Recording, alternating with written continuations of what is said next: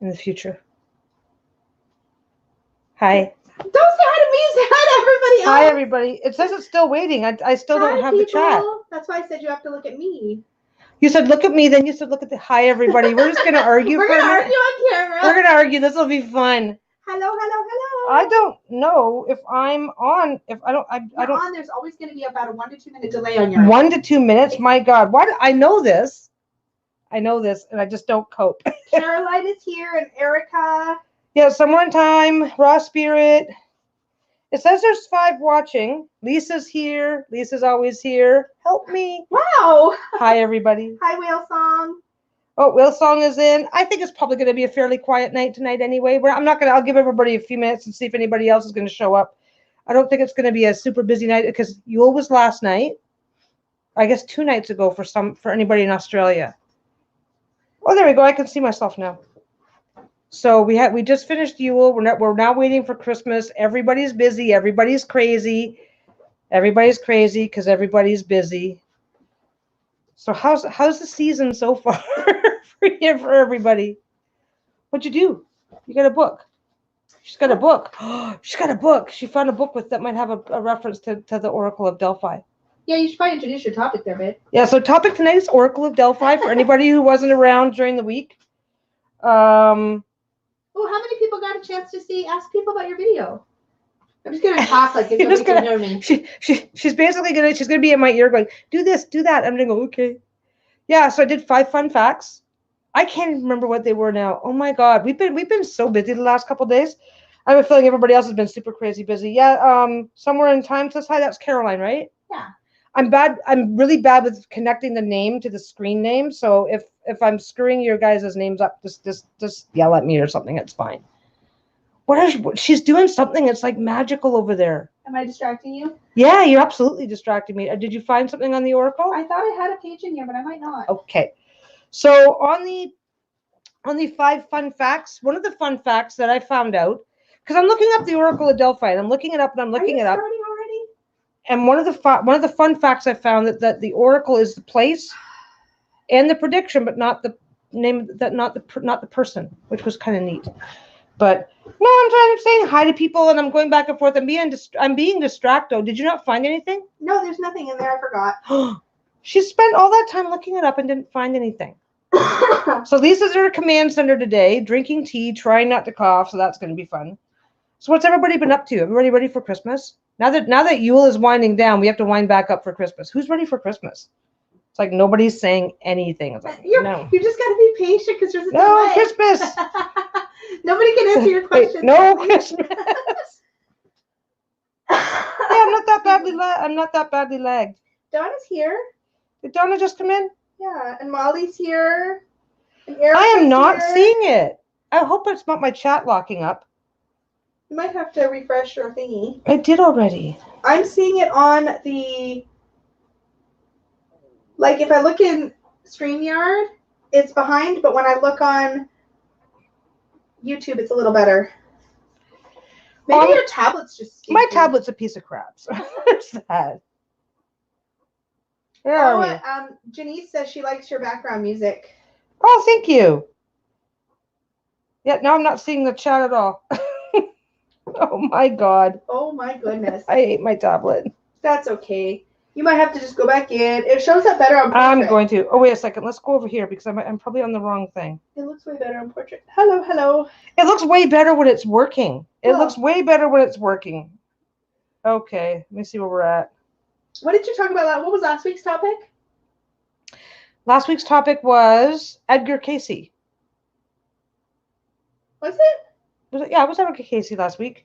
Oh, yeah. And you asked me questions, and we got, and one person or 2 people did VRs to that. You had one that I saw. I don't. If there was another one, let us know. There was, I think somebody else. I think there was 2 people that said they were going to. Hi, Mimi. Hey, and if you. Oh! I'm just gonna be your peanut gallery. If you guys have questions, she tells me to chat and be sociable, and now she's gonna talk over me. If you guys have questions, And now she's going to make but faces please put at them me. in all caps. It'll just make it easier for us to catch them. Yes, it'll make it. Oh, yeah, Carol, it's his first time having a quiet Christmas, and I'm enjoying it. I have a very large family. This is the first time that we haven't really done much for Christmas this year. Second time. Well, second time. We didn't do very much last year. No, because we're all adults now, and nobody's got kids yet. So there's no grandkids and stuff running around. So it's like. Damn it, those boys need to get their crap together so we can have No, grandbabies. no. They can have grandbabies whenever they're on. I think I'm on the chat now. Donna's here. Aquarius Chrome. Molly's in. Whale Song. Mimi Lulu. Okay. Yeah, so the 5 fun facts we did. So you guys got a little head start. Some tidbits to look up. And then the oracle itself, though, I was actually, it was actually some of the information that I was finding was actually kind of confusing because we consider the oracle, most of us, I think, when we say oracle, we would think of the person doing the reading or doing the foretelling or engaging in the activity. And in Greece, it was the oracle was the place. The priestess would enter the oracle, and then they would bring you out an oracle from the oracle, because the oracle was also the prediction or the result. So, oh, somebody mentioned, yeah, Lisa mentioned Ruth Montgomery. We have to look her up.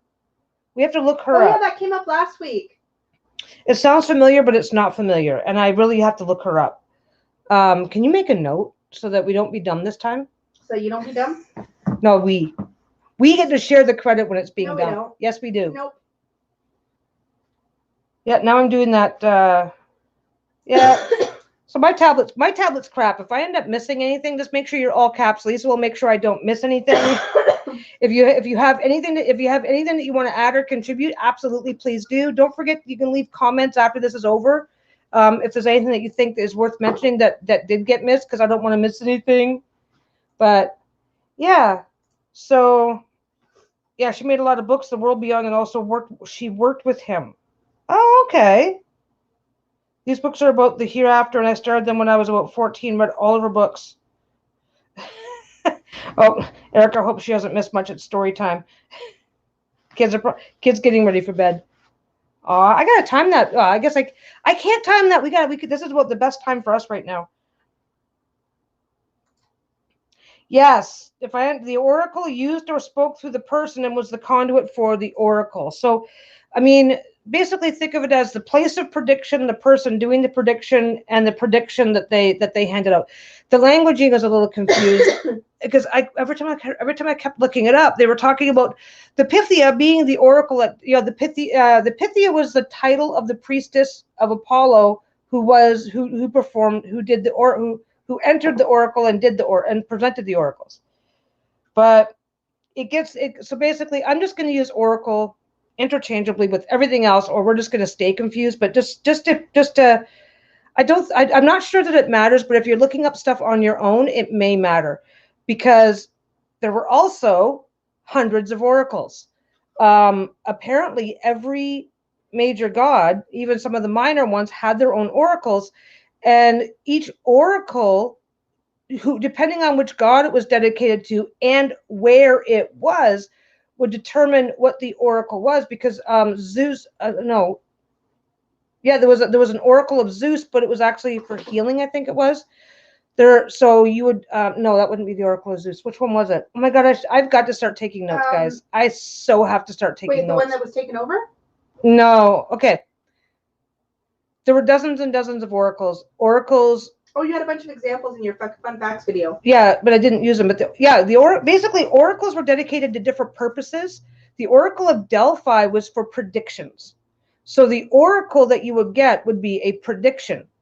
But there were oracles that were dedicated to healing. There were oracles that were dedicated to everything, because there was some god. There was a goddess of the hearth. There was god. Which one of the gods was basically was it Hera, reproduction?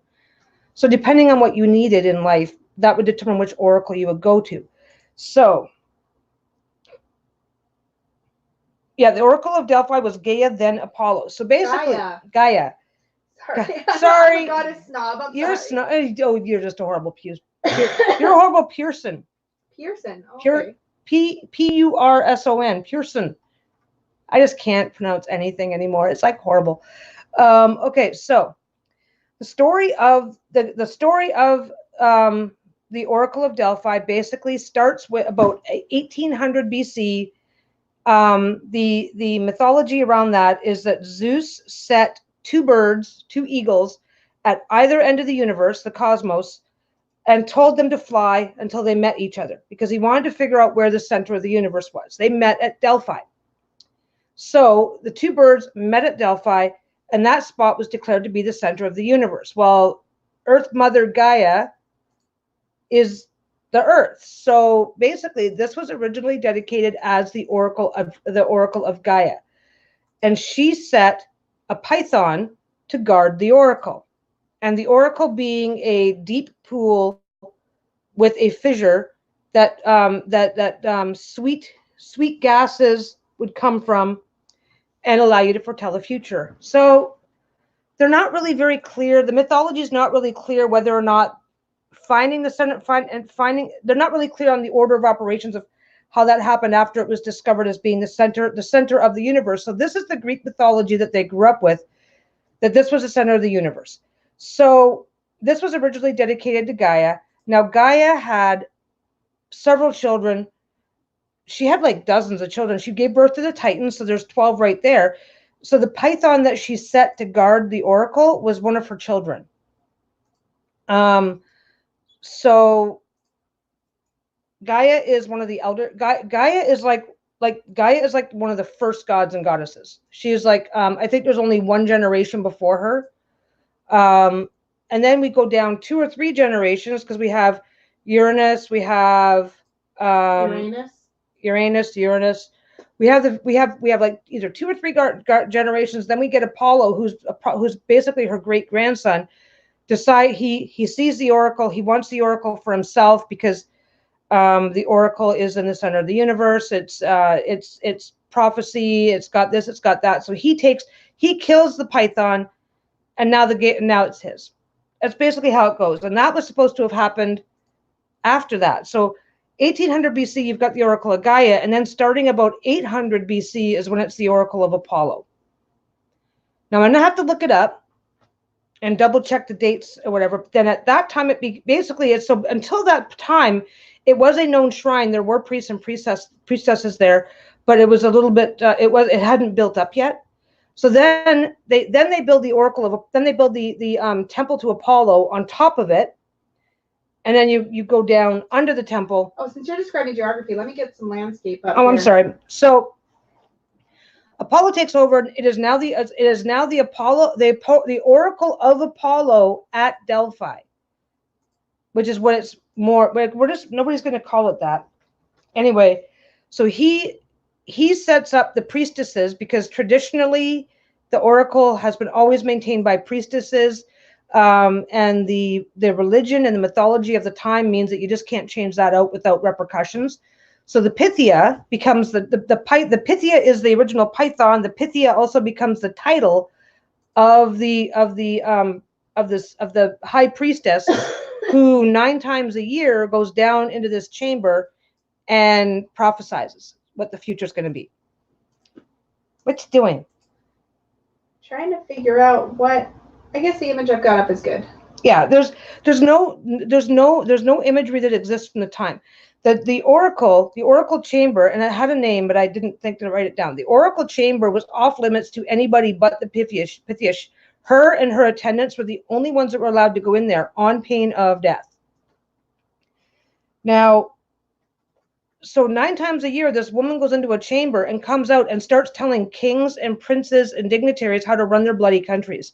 Because everybody in the known world, over time, this got basically the reputation for the oracle for giving accurate predictions that always came true, meant that over time, based on believing that it was the center of the universe, believing that it was favored of the gods, based on their beliefs and the prophecies that were coming out of there, it becomes so the oracle gives a prophecy, the prophecy comes true, so that king or prince or dignitary sends a gift. They bring gifts with them in order to get a prophecy.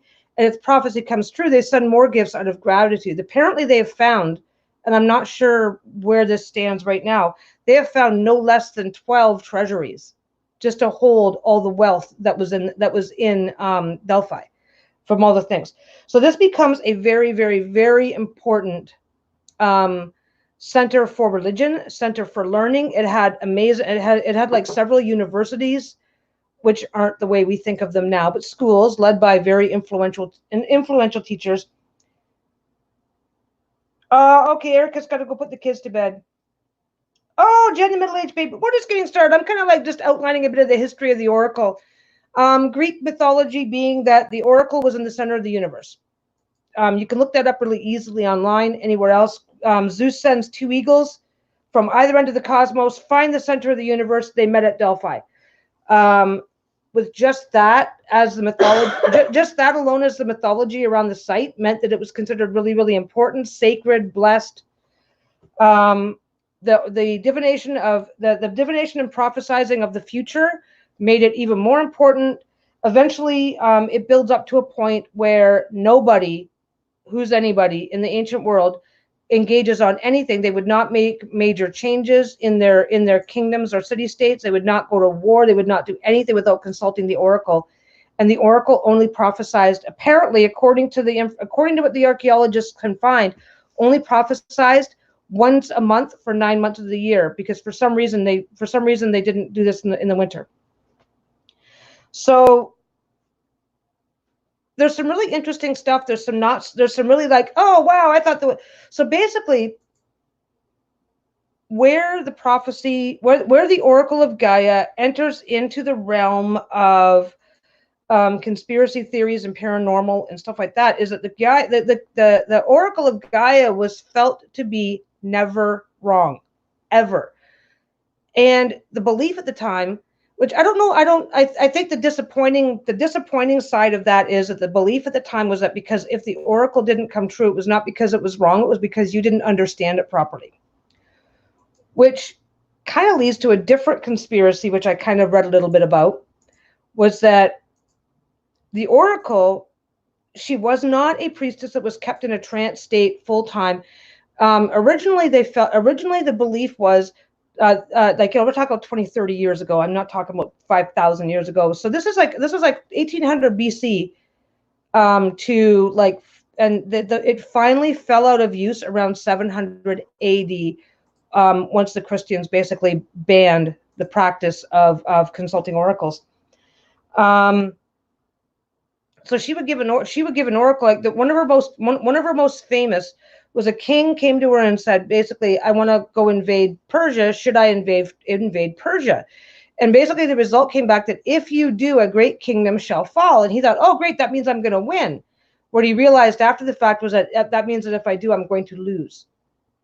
Because the oracle just basically gives you enough information. They were very, very good at, they would give like veiled reference. They would never really say anything directly, is what a lot of the most famous oracles are based on. But nobody who is anybody would do anything without consulting the oracle. And the really interesting, so basically what you have is around 800 BC, once it went from being the oracle of Gaia to being the oracle of Gaia, once it was rededicated to Apollo, the city took off as a religious and educational center. The temple goes up, it's massive. The city goes up, it's rich. There is this rich city dedicated to the gods, favored by the gods. Everything coming out from the gods is considered, everything. And of course, the oracle is speaking for the gods. So basically what you end up with is this thing. The oracle of Gaia had more power than any other king or kingdom in ancient Greece, which is why it became so well known that even when nobody quite knew where the oracle was, the oracle itself still remained famous for hundreds and hundreds and, well, for 1,300 years after the fact. So the Pythia was the high priestess of the oracle of Apollo at Delphi. So the oracle of Delphi and she had amazing power. So that's where all the conspiracy theory. What is the better word? Because it's not paranormal, it's not a conspiracy theory, but this is why it became so utterly and completely famous. Anything that the oracle uttered within a trance was considered to have the weight of the gods backing it up. But people were still people would come in. She could only do so much. Apparently she only went into the chamber once a month. So that's 9 a year. Nobody's going to wait for 5 years to decide what they're going to do. So there has to have been, there was educational centers, universities. So there has to have been other ways to get information, to learn things, to consult someone or something. So this was basically like the UN of ancient Greece, where people went and basically did what they were told by these religious leaders. That makes sense. Yeah, so that's what they figured Delphi may have looked like based on the ruins that they found. It's halfway up Mount Parnassus in Greece, which has been recently discovered to be geologically active.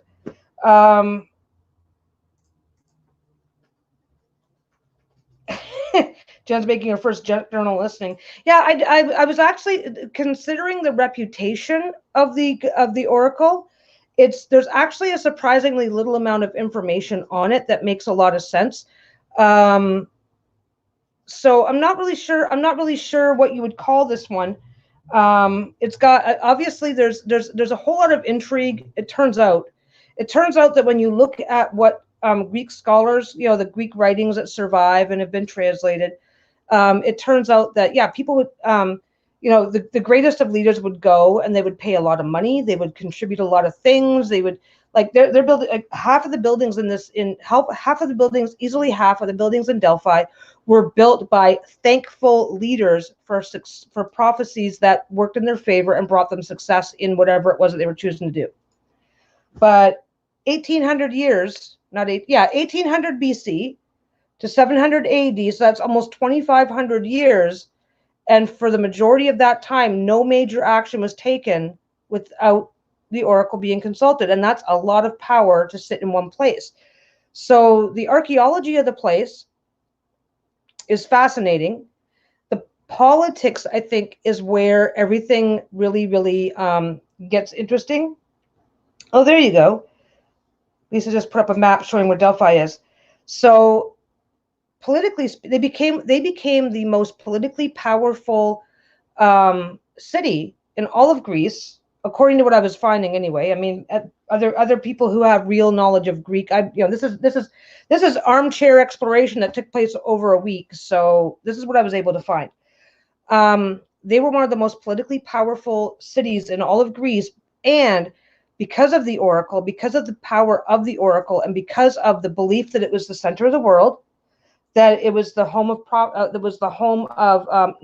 prophecy, and because of everything about Delphi, it was basically nobody, not one leader would ever dare to try and take over the city. It was one of the few cities that was completely independent and owed nothing and no allegiance to anybody else.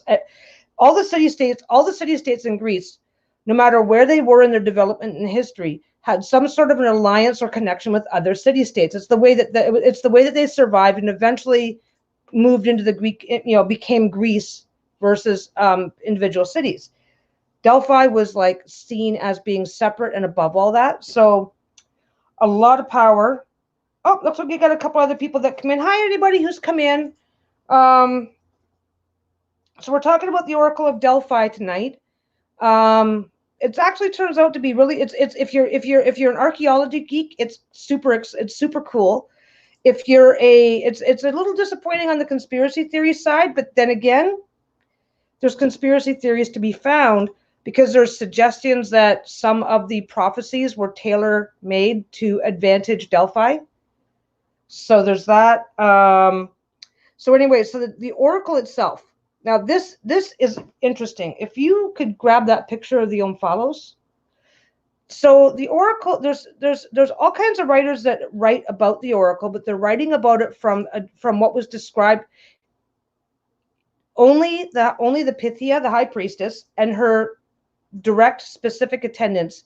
So only a very few number of people could actually enter the chamber of the oracle. Yes. I'm sorry, I have a question about the Apollos. There's two different images. Let me show you the first one, and you can tell me what you think, because you probably encountered both. There's that one. I'll stop now. It's fine. Just look at your screen. Oh, okay. Should be up in just a sec. Sorry. I'm sorry. That's what Will Song is stealing my thunder. That is exactly what I found. Now, that is a different one. There are two theories. There are two theories. Wait. It follows first.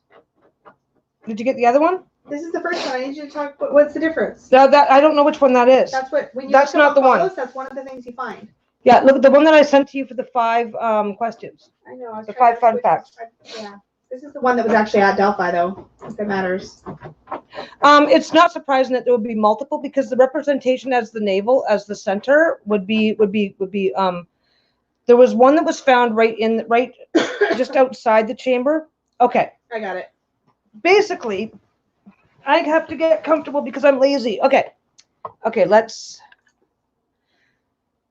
The descriptions were that there was a fissure in the earth and a pool above the fissure, and that vapors and gases would come through the water. The Pythia would be sitting on a tripod-shaped stool. That's the one. Over the. My God, I have just decided. You know what it is? I want to get a bit of tea, and I can't reach it without like wiggling and jiggling and moving around. So there's there's multiple possibilities, and they've proven that they all have a potential to be true. So they're kind of. I'm going in circles. Let me stop and start over. Okay, so the various writers of the time that had reason to go to Delphi and learn. It was a learning center. So anybody who was anybody would have spent some time at Delphi learning at one of the various universities, studying in the libraries, or going to the religious center. That's just a given.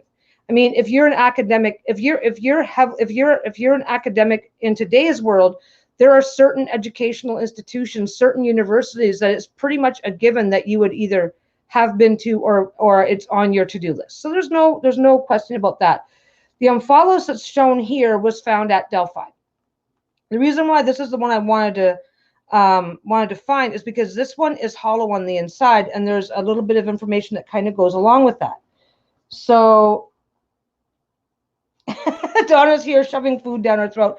Oh, that's totally okay. This is more story time. This was a lot of interesting stuff. And there was a 25-year history of this place. So it's really interesting. So the oracle would traditionally sit on a 3-seated stool. Now, this is how oracles traditionally throughout all of Greece, because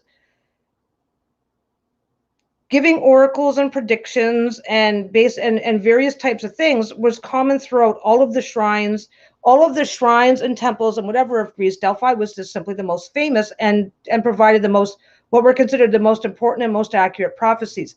So according to the Greek scholars who got their information from whoever was willing to speak about what they saw inside, because you couldn't just walk in there. If you were found in the oracle, if you were found in that chamber, you would be executed on the spot. That would be the end of it. There's not even a trial. It was pain of death. Nobody went near that place except the priestess and her attendants. That was it. So the descriptions that came out, that there's a pool, there's gases bubbling up through the pool, there's a fissure in the earth, and it's kind of questionable whether. It's my understanding, based on what I read, was that sometimes there was a pool that sometimes had water in it and sometimes didn't, and apparently during the winter the pool would drain, probably just because. But they discovered like 20 years ago that area is geologically active with volcanic activity in the area, fault lines, all sorts of stuff. Gases coming up through this is what the gases that came up through is what was reputed. This is what caused the oracle to have her visions. This is the reason why the location itself. So Zeus declares at the center of the world, and breathing the fumes gives you visions of the future. That is the belief. That is the theory. That is what the That's what was built up around this entire thing. So that's the Oracle of Delphi in a nutshell. The interesting thing is that other oracles throughout Greece would use a stone similar to this omphalos, fill it with herbs, and breathe the fumes that came, light it like a pipe, I guess, and breathe the fumes that came off. So now that they've made that discovery, there is some confusion as to whether the oracle actually breathed volcanic fumes and if they, so was the omphalos just simply put over the fissure to direct the fumes, or was the omphalos used the same way similar stones in other oracles were used? And now the argument is back on. So this is almost like an herbal pot that they would light like incense potentially? Well, we don't know. Or that's a theory. Okay. In other oracles, because like, oracle, you would go to the various oracles. If you wanted to conceive, you would go to a certain oracle, leave a gift, stay the night. If you were sick, you would go to this oracle, because oracle was more of a catch-all term, which is what I found out. Oracle is more of a generic term and not directly related to prophecy. Each oracle had its own activity or type of activity. The Oracle of Delphi's activity was prophecy. This gets really, the reason why this matters, the main reason why that little tidbit matters is because when you're trying to look this stuff up, which I very quickly discovered, if you don't know what type of oracle you're looking up, you're going to get this generic information that makes that everything just goes back to the Oracle of Delphi because it's so famous. There was an Oracle of Zeus, and that was the Oracle, what was that one? I don't remember the names of the different oracles. Or the Oracle of Zeus had a particular purpose. There was a second oracle also dedicated to Apollo in a different city that was dedicated to, I believe, health and healing, things like that. So it becomes a huge jumble to try and sort that out once you're looking for it, which is what I found. Yes, honey. I like to raise my hand during these chats. She raises her hand every time. One of these times I'm just going to turn the camera and you guys are going to. So the omphalos is one theory, and then the volcanic gases are another. Now I have a model I can show of the fault potential. Is that now or later? Sure. Let me put that up then. The interesting thing is the possibility of naturally occurring gases in the earth that would cause people to have visions. So this actually shows where the, at least alleged fault, there's a couple fault lines actually it looks like that might have run under there. This is one model that shows. I put my glasses back on. There's a Delphi fault and a Kurna fault, and it shows how where they basically meet. Where the oracle's chamber would be in relation. Yes. And it's almost like where the two fault lines meet. Yeah, because where the fault lines meet, there can be a crack, and based on how geologically active the area is, if there's Mount Parnassus is a volcano. So the possibility of gases being released is, yeah, the high priestess was kind of getting stoned. The high priestess was definitely getting stoned. We just don't know on what. Yeah, we just don't know on what. So basically, this is where things are kind of weird. Is because now I remember when I was young and we learned about this sort of stuff. It was like she would breathe these fumes and hallucinate, and her hallucinations were, her hallucinations would be transcribed and decoded, and the prophecy was given. And we can argue left and right was she having real visions or was it just strictly hallucinations? But this was what it was. This was what the belief was. It's like, this is what's going on. This is what's happening to her, and this is where the prophecies are coming from. Then they figure out, okay, I don't know when they actually found the omphalos at Delphi. I don't know. It's the navel stone. It means navel. Omphalos, is it ophalos or omphalos? Did you notice the word? Because I pronounce everything wrong these days. It looks like omphalos. Omphalos. It means navel. So it's the navel stone. What we find out is that other oracles, different oracles dedicated to different purposes, because I don't know what kind of word we can use. So it turns out that Oracle of Delphi is a specific oracle for a specific purpose, but there's others. Anyway, I'm going to get repetitive on that because it just trying to look all this up got confusing until I realized what I was reading, and I went and looked that up and got the fact of that little tidbit, which actually made a lot of it make sense. But they're finding navel stones or similar stones that represent navel stones, because don't forget, these guys, if you accept, like this other one that I found, it was showing like it's literally fenced off right at Delphi. Like they found, like it's physically at Delphi. I don't know. Yeah. The other one with the net pattern on it was apparently found inside the temple near the entrance to the cavern. And I can look it up. I mean, armchair archaeology in a week, I'm going to miss stuff and I'm going to get stuff mixed up. So that's totally fine. That's kind of why that's why I invite you guys to, hey, if you happen to be browsing, oh, I want to look this up, and you find something, hey, Peggy, you got this wrong, or let me absolutely keep the conversation going, guys. That's what this space is for. Anyway, so she's definitely flying high on something. There has been theories, like generally speaking, volcanic gases are considered to be poisonous, period. So we don't really, but yeah, ethylene naturally occurring at times was used as an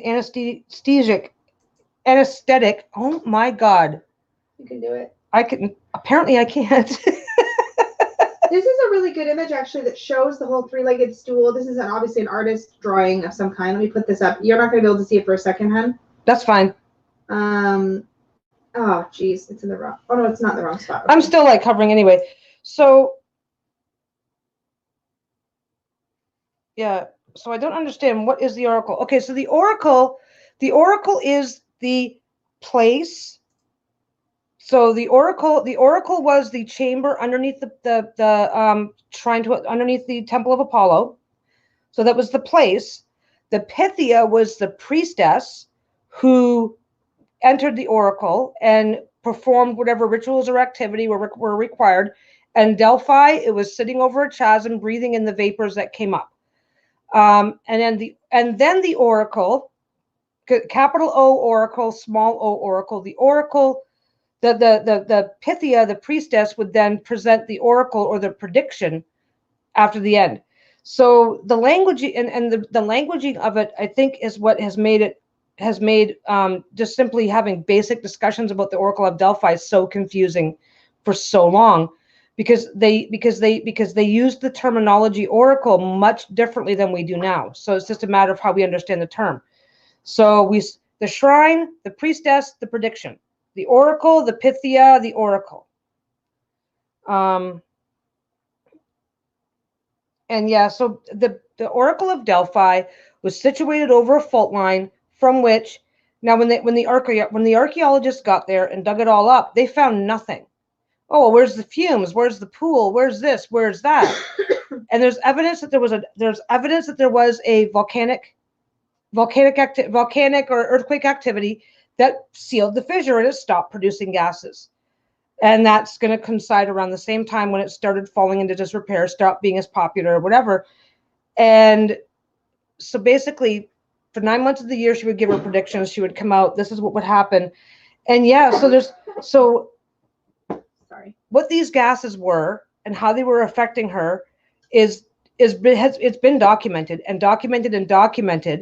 But then archaeologically, they find that this stone is similar to other stones that other oracles use in other locations where they're stuffed with various herbs, and we don't know what they are, but we can only guess, lit, breathe in the fumes, and they have the same hallucinating activity.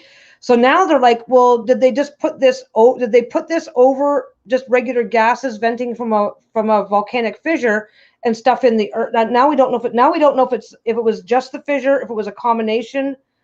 Nobody knows. It's fucking weird now. Anyway, so that's just, and again, this is just, it's kind of nitpicking over a little thing, but it's really what makes it really interesting is how well documented it is. They finally dig up, they finally figure out where the oracle is. They dig it up, they go get it, they find nothing.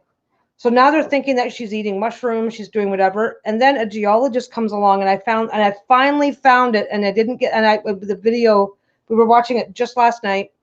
Didn't write the guy's name down because we were watching it. Anyway, they finally proved that there's a fault line, and they finally proved that that it was realistic to assume that there would be gas producing fissures in the area because Mount Parnassus was and still is geologically active. Oh my God, there's literally Sorry, I have to share this. There's literally a what? Oh, there's an article that literally says, was was the Oracle of Delphi really stoned? Well, this is the thing. So the theories, okay, so let's just jump straight to the theories side of things. So this theories side of things, where that gets interesting, if she is just some chick that's super high babbling shit, then that means that this, and again, the oracle's reputation, its location, its religious significance, this place was untouchable, and nobody would dare dispute what the oracle said. The oracle would give a prediction that would be dead ass wrong, and it would be like, well, no, the oracle's right. You just didn't understand the prediction, therefore you didn't do what you needed to do to make it come true.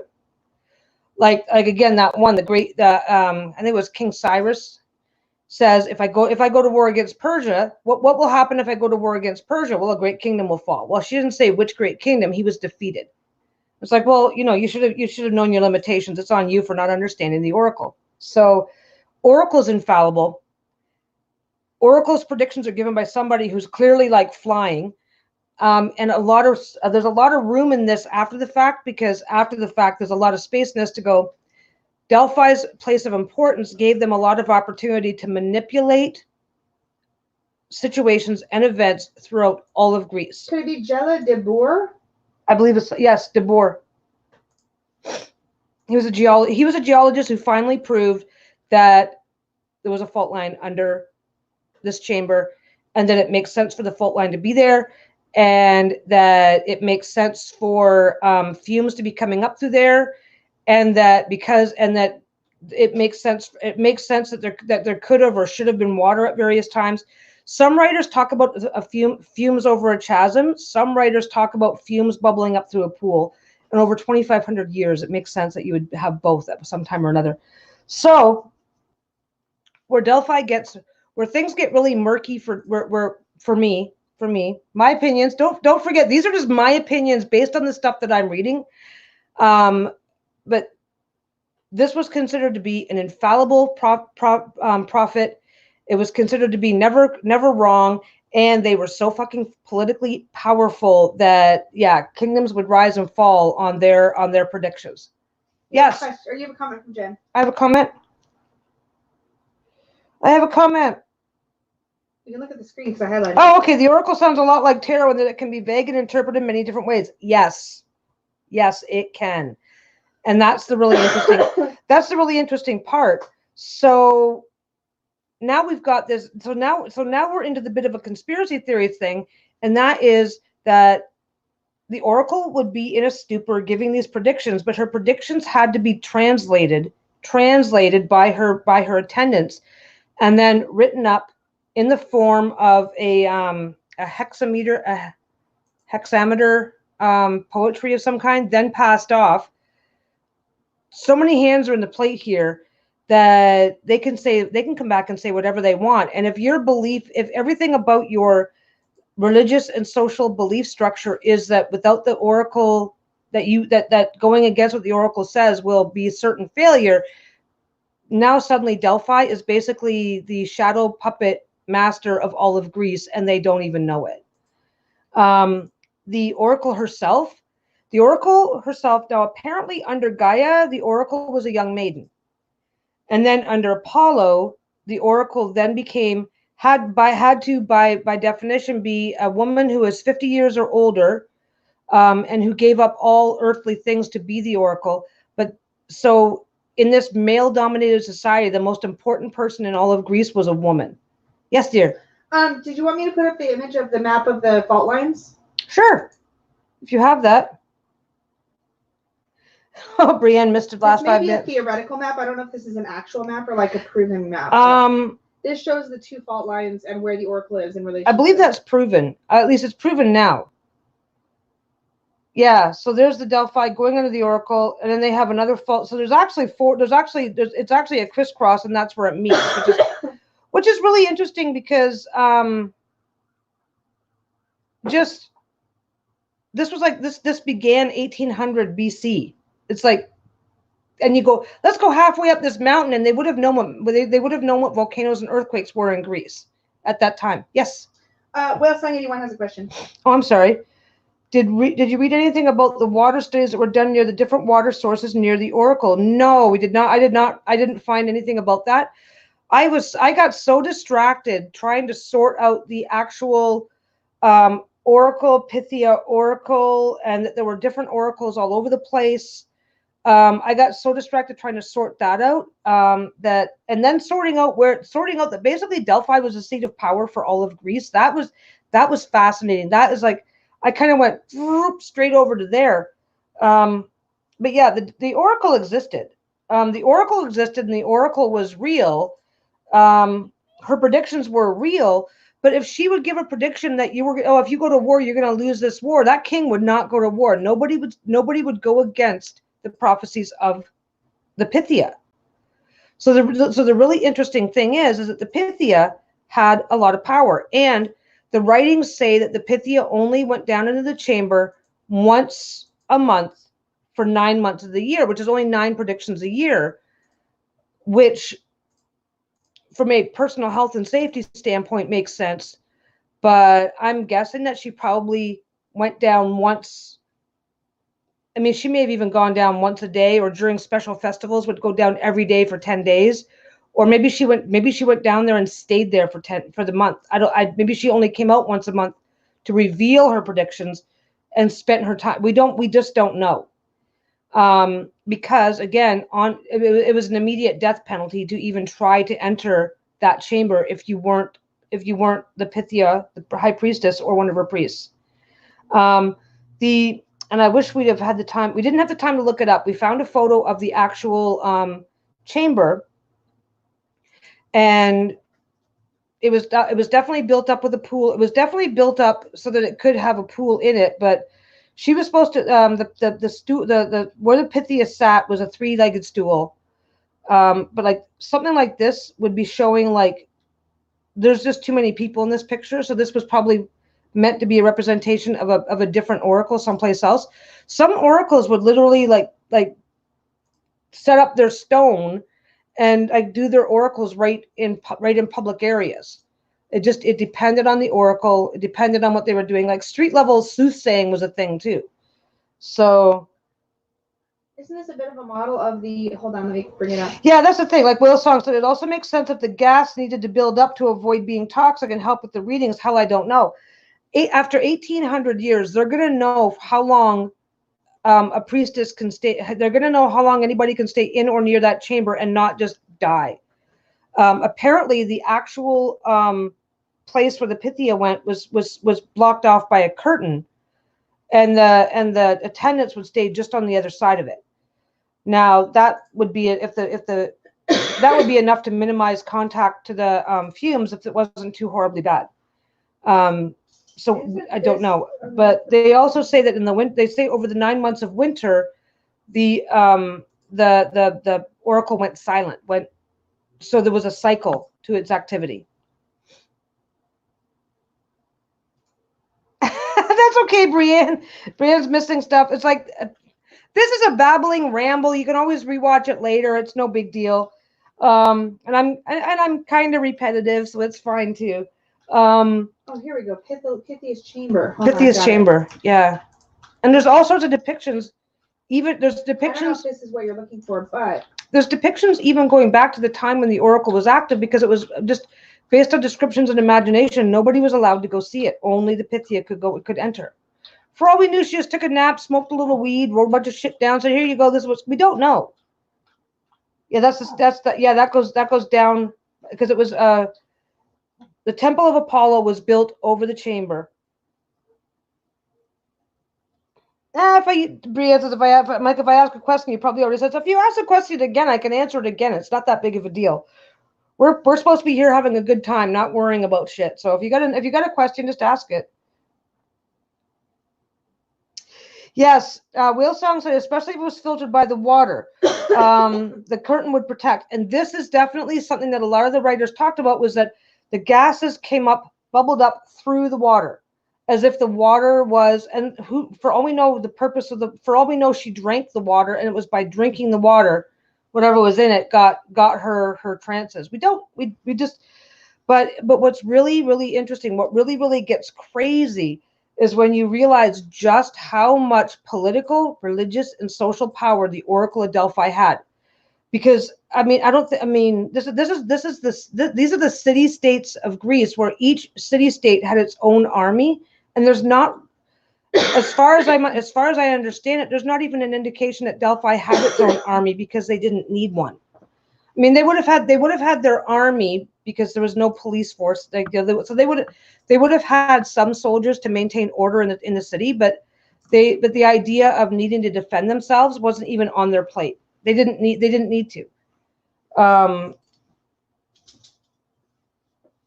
Pythia was the high priestess. So just like any other religious, once she reached 50, she could serve as the high priestess, and it doesn't say how long she served for. So she couldn't serve until she was 50 years old? She couldn't serve until she had to be over 50 years old and give up all the trappings of mortal life. So that's amazing. So she wasn't allowed, like, if she was married, she had to leave. If she was married and had kids, she had to like completely separate herself from her family. She became the Pythia. That is what she was. She was a title. She was a title, not a person anymore. But that is definitely that was religious / temple life back in those days. So that's not out of the ordinary.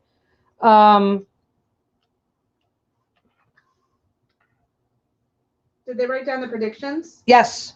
All of her predictions are recorded. There are 540 known predictions of the Oracle. But like I said, we also know that the Oracle prophesied for almost 2,500 years.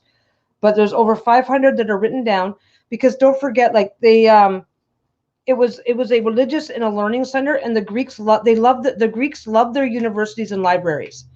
So yeah, everything that she uttered, every prediction that was made was recorded. I found nothing that talks about it, I found nothing that makes sense to me that talked about it. There was several references to some of her more important ones. But yeah, anybody who's anybody, they would send emissaries at the beginning of the year, and they might have to wait till the end of the year to get their prediction. Oh, there's a list. A list? Yep. Cool. Lisa found a list. So put that up. It's a Wikipedia article. Ayahuasca? What's the ayahuasca? I missed something. Oh, your freaking touchpad's on. Yeah, you gotta turn it back on. Donna said something and I missed it. Aww. I don't know what it is. Somebody has to tell me things. Okay, I'm gonna. Oh, okay. So, yeah, Lisa's got a command center going over there, so she's on my account and on her own account. I got 2 computers up, yo. Both two computer command center over there. So she's just put up the list of a list of the statements. I had no idea that was there. Why did I not look for that? You didn't Google properly. I thought I was. I Google. Oh, it's a Native American plant. Oh, okay. Oh, that one. There is apparently one growing in the there's a botanical conservatory in Vancouver, and apparently they have one. Okay, maybe not that one. There's a couple of different plants in North America that are really well-known hallucinogenic plants, and apparently there's one there. It might be a different one. Oh, okay. Yeah, there's a particular plant that can really let you see all sorts of, that you can see colors that don't exist. So there's that. Yeah, so the political power seems to be where the Oracle got her fame from, because of the power that she held over. If she said, if a great king, the greatest king in the land comes up and says, "Should I do this?" If the Oracle says no, they won't do it. If the Oracle says go to war, they'll do it. If the Oracle doesn't want to give, or if they just give a vague prediction and it doesn't come true, then it's on them. It's like, yeah, it was. So that's kind of it. There's not a lot more to it. What's really interesting, what's really interesting is that this practice lasted for over 2,500 years, and the Oracle was felt to be never wrong. And there's got to be something to that. There's got to be something.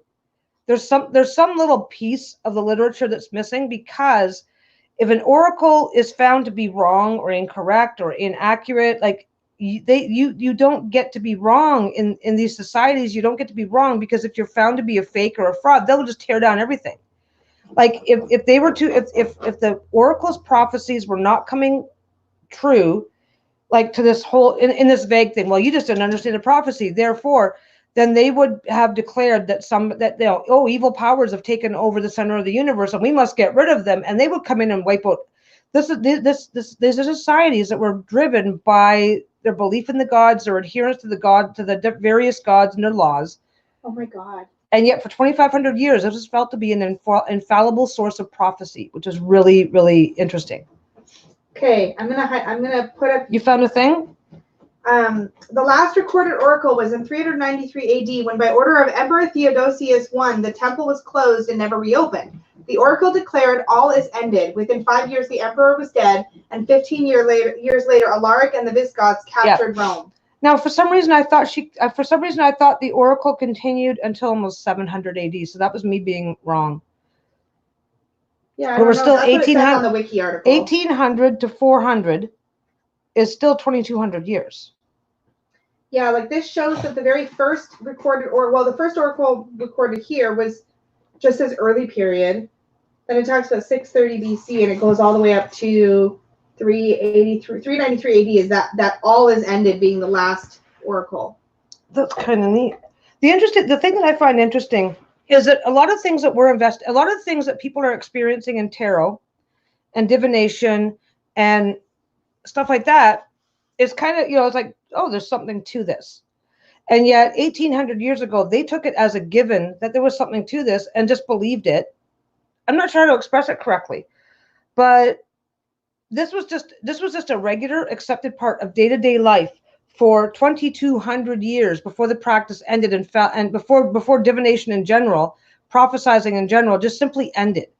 And the really interesting thing is that you've got places like the Oracle of Delphi where even her prediction, okay, like I said, the one king coming up about, and it's the only one I can really remember, so I'm going to be repetitive about that prophecy, but like she knew, it's like you're not going to go to war and have a stalemate. Somebody's going to get definitively destroyed as a kingdom. That guy's kingdom was definitively destroyed.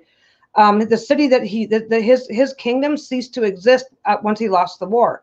So now Athens won and lost a whole bunch of wars and continued on. So the prediction itself was correct. Just she declined to state who the winner was going to be. And the Oracle of Delphi was known for those types of predictions. So what she predicted was correct, but it may not be correct in the way that you would like it to be correct. But the oracles, but I find that really fascinating, and I find that kind of like delving into the paranormal. And I would definitely want to do a little bit more looking up on stuff like this. What'd you say? Nothing. You just keep looking at me, not the camera. Oh, I'm sorry. Oh, my dog is a farting machine. Inhale deeply, you see things. Yeah, I got one fart machine up here. But I think it's really interesting that. Okay. Back to last week's on Edgar Casey. He just simply laid down, took a few breaths, relaxed, and put himself into a trance and was able to predict things. So you've got the Oracle of Delphi, who goes into a room, inhales some fumes, relaxes, puts herself into a trance, and predicts things. So I find that connection really, really fascinating. I find the connection with because it was made 1,000% clear that the Oracle of Delphi put herself into a trance.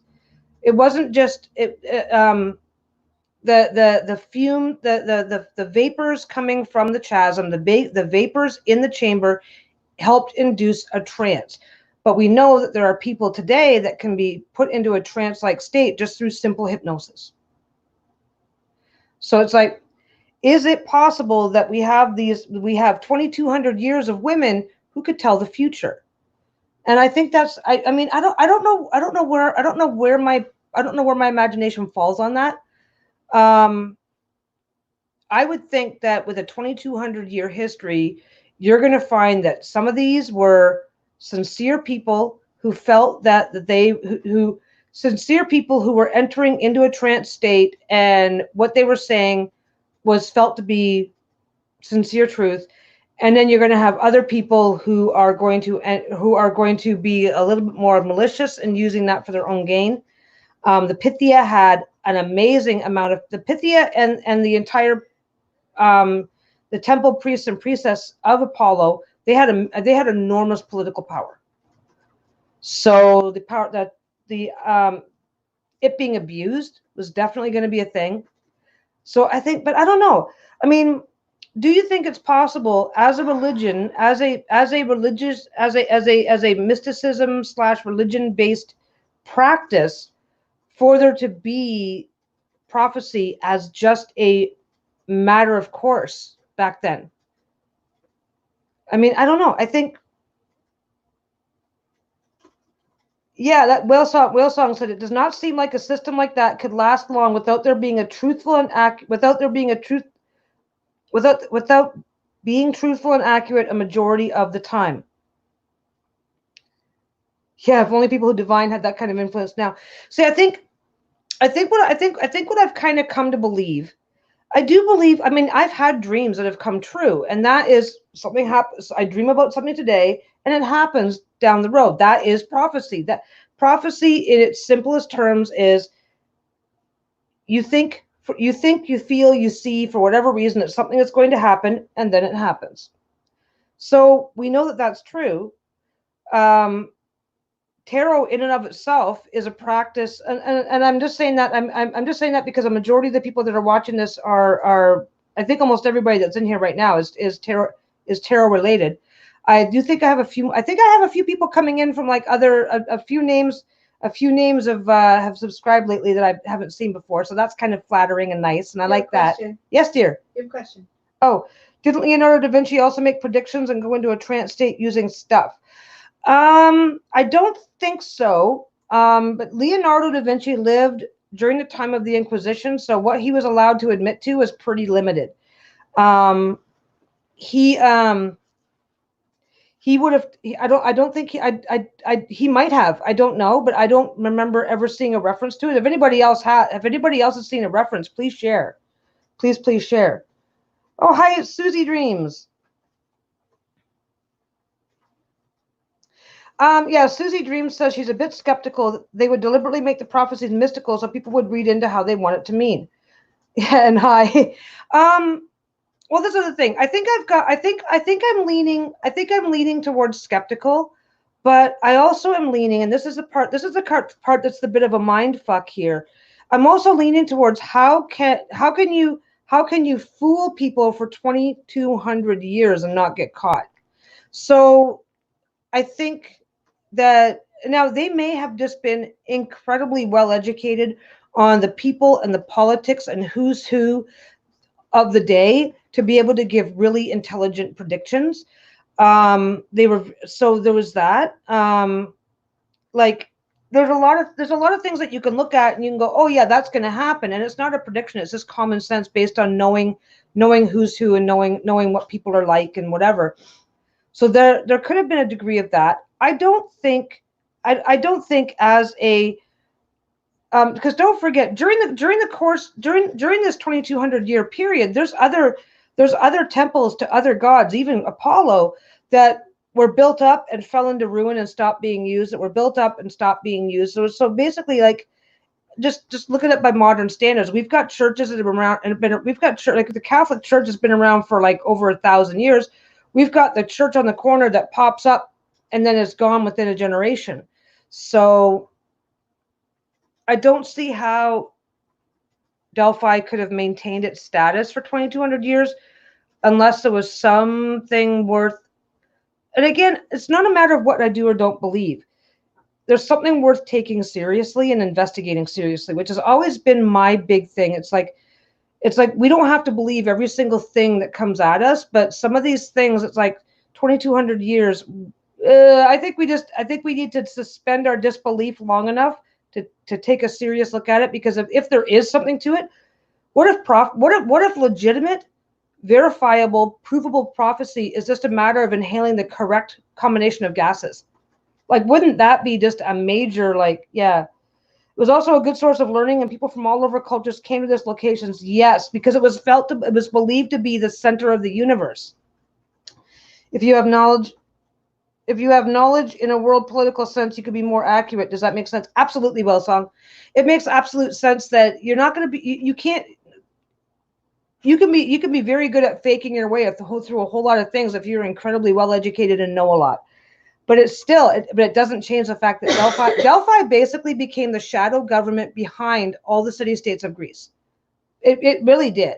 Kind of like almost like the Catholic Church. Kind of, yeah, because once the Catholic Church rose itself to a certain amount of power, you got two different cities, both of them were Catholic, two different whatever, fiefdoms, earldoms, dukedoms, and they want to fight with each other. And the Catholic Church says, well, if you do, this is what's going to happen. They're going to be scared of the church and not do it. And I do think that Delphi had a lot of those elements. I think it was really fascinating. I don't need to be gassed to make political predictions today. Yeah.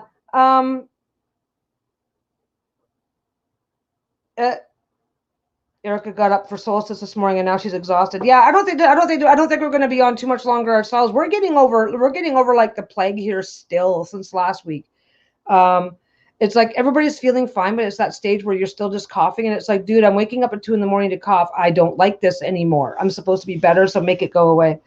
But yeah, no, I think there's still a conspiracy theory wrapped up in Delphi, because either there was some legitimacy to what they were doing, and we as a relatively non-spiritual society in today's society aren't willing or able to take that seriously, or there was a whole lot of political intrigue, and they were able to maintain this for 2,000 years, which is just there's that right there. That's a feat that has not existed anywhere else. That one little city could be like the shadow puppet, the shadow leaders of an entire country. Because don't forget, back then, yeah. Erica's enjoying this, can talk all night. Yeah, this is story time. This is bedtime stories for grown-ups. But yeah, like, so there's definitely something worthy. There's definitely something, to my mind, no matter what they discover, there is something worthy in taking a serious look at Delphi as a social structure, a political structure, a religious structure, an educational structure. How did Delphi get this much power? Period. Because the mythological belief that Delphi was the center of the world isn't really enough to hold that particular thing together. You could believe, Delphi is the middle of the world, but that doesn't automatically make everybody who's in it religiously. The Pythia was felt to be speaking directly through the will of the gods. That does not make that true. If you know what I mean. Am I saying this right, guys? I don't know if I'm saying this right, but yeah. So there's apparently, yeah, there's definitely, okay, I think there's definitely something there. I think we're probably going to find out that it's a lot more mundane than actually mystical activity and actual visions and whatever. I think there may have been periods of time where because you've got normal human beings with normal lifespans becoming the Pythia and then being replaced over 2,000 years. I think you're going to have varying degrees of politics versus religion over the years. I think you're going to find that some of them were very, very much religious and dedicated to what they did. And I think you're going to find other ones that were like, hey, this is a really powerful position to be in, and I'm going to leverage this in any way I can. So I think you're going to find, I think the mysticism around Delphi is definitely worth investigating. Yes, dear. Did the Pythia serve until she died? I don't know.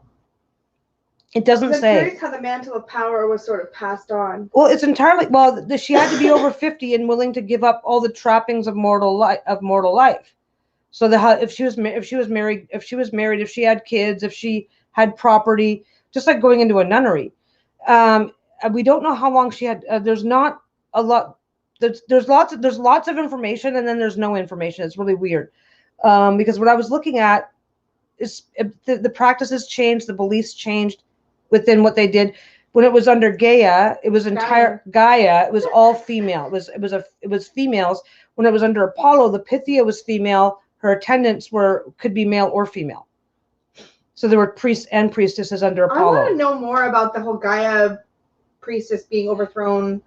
There's not much. There's really not much because Gaia was the oracle was originally dedicated to Gaia, and it was much more religious. Then Apollo took it over, and then it started to change. And Apollo took it over, I believe, either 700 or 800 BC. But Apollo was a mythical. So was Gaia. Gaia.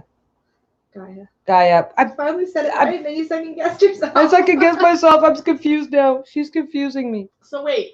So Goddess puts a snake in charge of this oracle. Sun god Apollo comes out of nowhere and is like, "Nope, mine." Kills the snake. Yeah, and takes it over. Takes it over and installs his own priestess. I want to know more about that bit. And like what Gaia's oracle like. That's really all I was able to find on the story. Basically. Well, damn it. Basically, Apollo.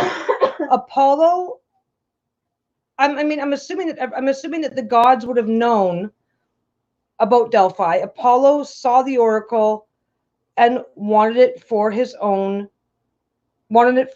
It was being guarded by the python, so he killed it and installed the Pythia as his priestess. So apparently, Gaia protected the oracle, the actual chamber, and didn't necessarily. There's not necessarily a lot of information about what she did or didn't do in order to provide prophecies.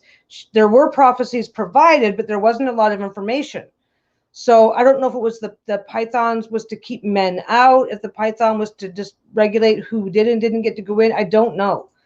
I didn't get a chance to find a lot of information, and a lot of what was there, because the minute you're on Google, most of the articles on Google are written by people like me. Hey, I looked this stuff up. This is really cool. I'm going to write an article about it and put it on my website. So a lot of the information is based on what that particular writer finds popular or interesting to them. According to Theoi.com, Python was a monstrous dragon serpent set by Gaia. Python was one of Gaia's children. Wait. Python was a monstrous dragon serpent set by Gaia to guard the sacred oracle of Delphi. According to some, the creature was born from the rotting slime left behind by the Great Deluge. When the god Apollo laid claim to the shrine, he slew Python with a volley of 100 arrows. Yes. But see, that's it. The story just says this is what's going on. This is what's going on. The oracle, when the oracle was still under Gaia, it was recorded to have been in use as a place of prophecy. That I found that information. That's there.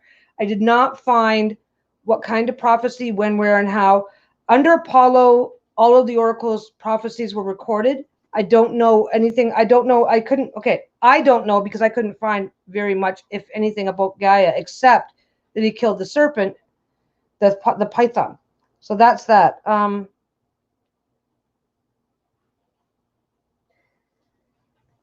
Yeah, that's kind of, okay, what Whale Song said. That's kind of what I was able to find. But I also found indication that I also found indication that it was being used as a place of prophecy then, before Apollo took it over and before his temple was built. Can you find under Whale Song said, I wonder if because the earth fissures and water springs that Gaia Earth Mother was there, and then because of its value, because it was of value, overtake the python was of the guard. Yes. That's the Cold Notes version of what I was able to find. So yeah. Ooh, and Python was variously described as a male or female drakon. The Homeric hymn to Apollo and some ancient Greek art equates her with Echidna, a half woman, half serpent, Dracana, which consorted with the giant Typhoeus. Yeah. Okay, so basically, Gaia is recorded in mythology to have given birth to the Titans and to various monsters, the race of giants. Apparently, the Titans and the race of giants are listed separately, and I'm not sure what that means. The race of the Cyclops, 100 armed something or others. So yeah, there's a bunch of interesting stories around Gaia, and it's basically the stories kind of become the various races that she created in order to populate the earth. So I don't know, but yeah, Apollo was a Roman god. Is he Roman? That could be. He's Greek. I don't know. I thought he was Greek. Apollo's Greek. Oh, maybe? No, maybe Apollo. Hold on. I'm really bad at this. Some of the gods, when they became basically the gods kind of like evolved. So you've got some of the gods kept their names and attributes as they were absorbed into the Roman pantheon. So I'm not sure if Apollo was. I'm not sure whether he originated with the Greeks or the Romans. Athena originated from the Greeks, and then became moved into became under the Romans. She became Aphrodite, or was Aphrodite became Athena? I mean Venus. Wait, now I'm getting them all mixed up. He himself was considered an oracular god, which is interesting. Yeah. Huh. Well, he would have that designation just by simply being associated with the oracle. He's the only god besides Gaia that was associated with the oracle. So was it kind of like Apollo speaking through the Pythia? Is that kind of the idea? Well, that was kind of what the idea was. Through the oracle, which was interpreted by the Pythia. I think one of Apollo's gifts was prophecy. Well, and I think that's what I think that's what the idea was. But the Pythia would also be the mouthpiece of any god with a prophecy to give, apparently. But then, this is where it got confusing. This is where you've got the like the oracle of Zeus would be someplace else. The oracle of Hermes would be someplace else. The oracle of Athena. They all had their different oracles, and some of them prophesized. Some of them would pronounce cures. Some of them would help with fertility. They all had a purpose. So oracle doesn't mean the same thing to us as it did to them. So it certainly doesn't help in sorting out where the mythology of it all lands. But I do think that there was something, for starters. Okay, let's look at it from the impractical. And I don't know I don't know what to say or not say. Okay, they were entirely mystical people who foretold the future in a mystical trance, and this was what magic on Earth looked like. This was what real magic looked like 2,000 years ago. That's a possibility.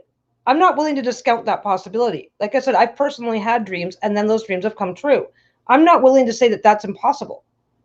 So it's like, okay, if this is something that even physics disputes the idea that time and time and space are linear and whatever. So it's like, okay. So that's one theory. That's the more mystical theory, that this was that magic, prophecy, divination was so accessible. It wasn't accessible to everybody, but it was accessible in a way that let certain types of people with the right kind of training foretell the future. Okay, there's one thing to look at. But then there's the other one. Let's go. Okay, that's a little on the woo-woo side, and it doesn't, and we've heard that word before, and we don't need to be offended by that. That's fine. We're good. So let's put that over there. Now let's go over here to the more practical. This is a society without telephones, without the internet. This is a society where if you want to send a message to your neighbor, if you want to send a message to the next city, somebody's got to pack a bag for 5 or 6 nights on the road and take the message there in person. And yet Delphi, basically, as this shadow government, ran Greece because nobody would do anything.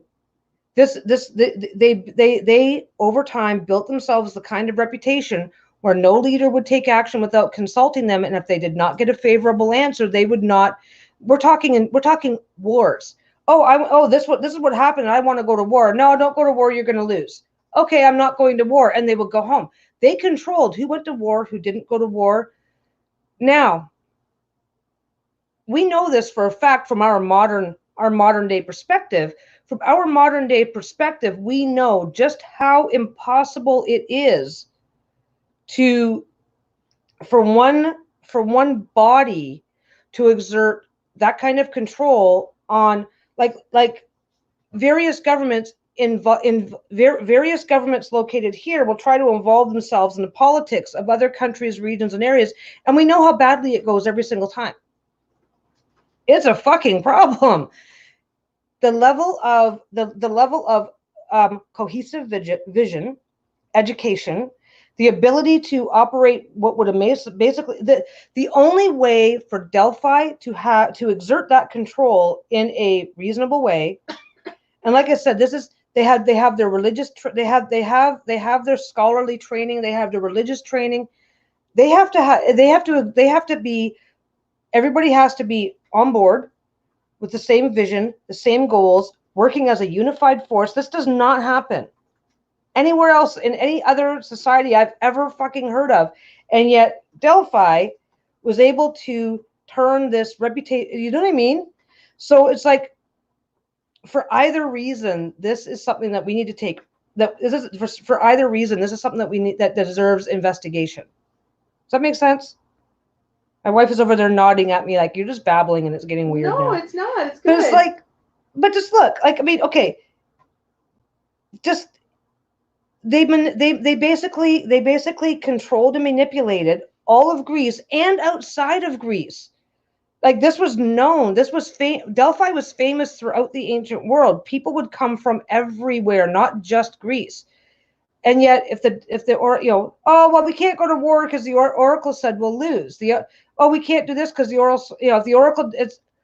Do you know how much information, knowledge, education, and training you cannot just go, oh, blah, and not have it blow up in your face? Like, like the Delphi, the city, would not have been that hard to take.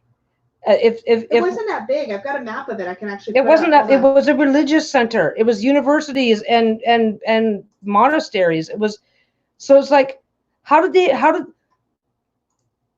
what did their educational and what did everything look like for them to make this possible? Because this is not possible in any society that I know of today.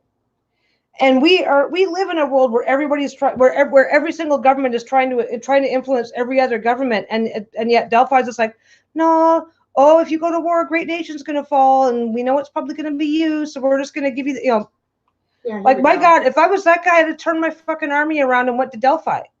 It's like, wow, you guys screwed me over. You knew I'd lose, and you manipulated me. I'm going to go kill you all. It doesn't happen. He's like, oh, gee, the oracle was right. I guess I'm a bad boy, and that was the end of it. Does that make sense? Yeah, totally. That makes sense. So you've got this center acting as a shadow government, and nobody's got a problem with this. It's like, what the actual, yeah. So that gets weird. Yeah, Brianne Love says we do not trust our politics now. No way. And yeah, so it's like,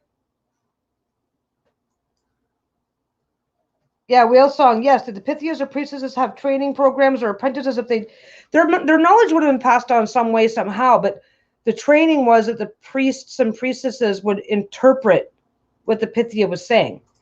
I mean, for all we know, they just went down into a side room and had a conference. We don't know. We don't know where the religion ended and the political intrigue began. It wasn't that big. Check it out. That was basically it. Mm-hmm. I mean, I think they had a lot of pilgrims coming and going, but that's your transient population. That's, maybe in the springtime, 10,000 people would show up, but they're not going to stay long. That's it. That's it. It's halfway up a mountain. This is not this area controlled most of Greece and a large part of the ancient world. Did the Pythias or priestesses have training programs or apprentices? If they did, then their knowledge would be passed on. How would their knowledge be passed on is what we're curious about. I don't know. It had to, I mean, I'm thinking that whatever was going on had to have been, they were bringing a sophistication. They were bringing a level of sophistication to the table that we are not giving them any credit for. This is all I'm saying. And this is either as they were the real deal and we're not giving that enough credit, and that they were able to make that happen, or this was political intrigue and they were able to make that happen. Because neither one of those things, by today's standard, like a 2200 year history of prophecy. that is considered infallible, that is considered to be 100% accurate. And some of the prophecies were like, were subject to personal interpretation, but it was always felt that they came true. It just might not have come true in the way that if it didn't come true, it was because you didn't it came true. You just didn't understand what it meant. So they were definitely able to give prophecies where it's like, well, it's not our fault if but it's just. Caroline and Wheelsong were both making really good comments about basically that it makes sense that the religion and rule was intermixed. And Caroline says because the government was based on spirituality. It's really interesting to me to think about a government that was mixed with spirituality, that was based on spirituality, or that power was based on spirituality. I would think, and not necessarily organized religion, because it feels more like spirituality than organized religion with the Pythia. Well, and I would feel that if it was based on spirituality but not not power. So it's like, okay, well, if this guy doesn't go to war, then we're going to get invaded and everybody's going to die. Versus if he goes to war, we don't know. So, but yeah, they're everything. They were based on something. They brought something to the table that religious organizations and governments don't. And it probably was that they use Lisa and I make jokes about stuff like Ruh-roh. No, about using your power for good instead of evil. Oh yes. We talk about stuff like that all the time. Like we always joke, Lisa is like the queen of Excel. Everything's got to be organized into a spreadsheet, blah blah blah blah blah. And it's like, well, dude, okay, so she is basically my accountant for because I have to, I do the Etsy thing. I have to put it on my taxes, right? We use that power for good and evil. Why am I going to ask for good and evil? For good instead of evil. I'm sorry. Well, we use it for evil sometimes. But this is what we talk about using your power for good instead of evil. It's like I don't need her help. I could do it myself. But she's really good at it, and she likes doing it. Now explain how the same power can be used for evil, since you're making the example. Is that what I just been asked? But no. I'm telling. I'm asking. No, but okay. So basically, now this on the other hand, this she could be using this for evil by like going, well, blah blah blah. I think I'm going to do some meal planning. This is what we're having on Monday, and this is what we're having on Tuesday, and that's you're not evil. That's organized. No, that's evil. Well, it's only the way I cook. It's evil. Anyway, okay. So it's like, hey, honey, this is something you enjoy doing. Can you take a look, see what you think? And if it's something you think you're going to enjoy, it would free up some of my time. And absolutely. So now we're not having a power struggle. Okay, the point of this little aside, there's no power struggle. Now, churches compete with each other for congregation. They compete with the general public for, we need you to be religious and come to us. We obviously know about the power struggles within the church over the last 1,000 years. Some popes were more interested in political power than religious power. Nobody trusts the government anymore. I mean, honestly, I can't think of anybody that says, no, the governments are all about what's best for the people. We just don't believe it anymore. We don't care where the truth lies. We just don't have that trust anymore. Now, if you have a social, political, religious government based on spirituality and the betterment of everybody and the common good, and you're a lot more altruistic, and maybe that's exactly what's going on. And so we've got this kernel of conspiracy because they wielded so much political power that it was stupid, and yet nobody had a problem with it. And they did that for 2,000 years. It's like, wait a second. Now there's shit happening. Like the Spartans are going to war against Athens, and all this other shit's happening. Sometimes they're involving themselves in it, and sometimes they're staying out of it. But Greece is progressing. You know what I mean? And so this is just all staying the same. So they kind of brought a different vision to the table. So there's something worth looking at. We need to be tearing apart Delphi, finding their libraries, translating all their stuff. What did they do and how did they do it and why did they succeed for 2,000 years? Was it legitimate prophecy? Was it actual leadership versus political games? Was it it was probably, I mean, I think it was a combination of two. I think there was an element of, I think some of the prophecies that came from the oracle were very spot on, and they shouldn't have been, but it's hard to say. Well, here you go, honey. I just found a picture of the Delphi Public Library. Go check out the books. It doesn't work that way. Oh my God! Yeah, the city of Delphi below at the bottom of the mountain still exists, doesn't it? Yeah, I literally. Yeah, city of Delphi. Public Library. Oh, Dustin's here. Yeah, that's not it. That's not where we want to go. No, fine. Yeah, Carolyn says they left the power to the oracle and had faith that they were in their path ahead because of their connections to their spirituality. I do think there was a big huge thing about that, because I mean they may okay, let's just, like I said, like a lot of people have had dreams come true. I know there was a somebody did a video not too long ago in the tarot community talking about things like that, and there was a huge number of people that have said, I've had experiences where something happened and that came true. I drew a card, you know, I was doing a tarot reading, I drew a combination that can't possibly be true, and then it happened. Now, if there's an element of the both, because there's a part of me that make you like tarot in and of itself is an instrument of prophecy. So there's a kind of a connection for me. So yeah, I don't know. Yeah, a common spiritual goal for the good of all. And it's kind of interesting. Yeah, that's what Whale Song responded to Carolyn. And it's like,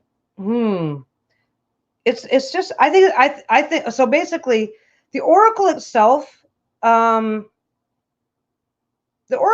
doesn't come with a lot to really sink your teeth into, but it does, for me anyway, it did create one of those makes you think kind of moments. I like the political twist and the idea that this woman... Well, that was the thing. It's like the political twist is what got my attention.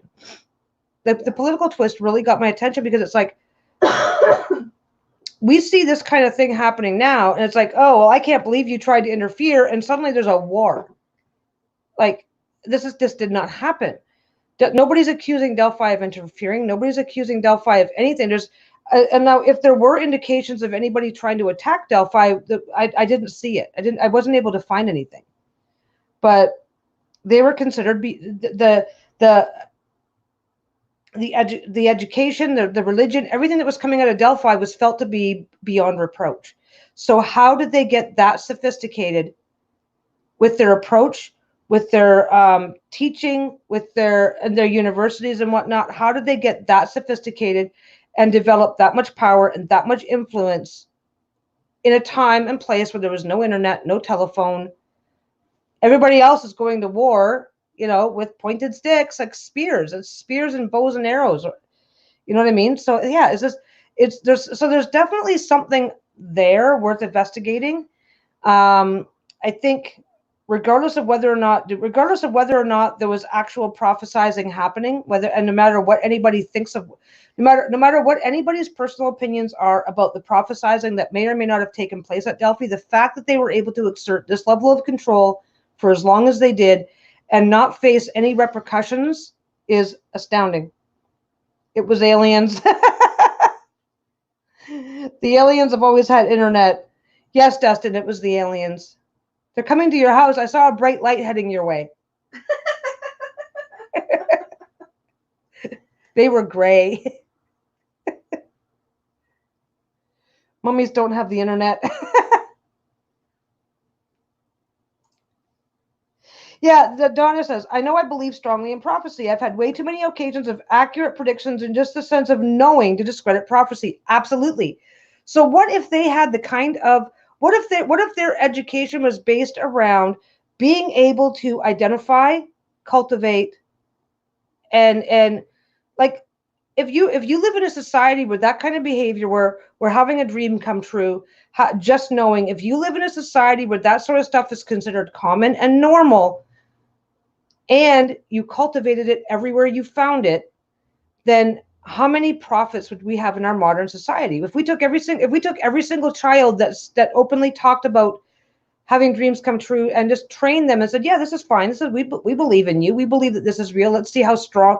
And people have just like any other ability, like the ability to jump a fence, the ability to run, the ability to remember things. We all have different levels of ability for everything.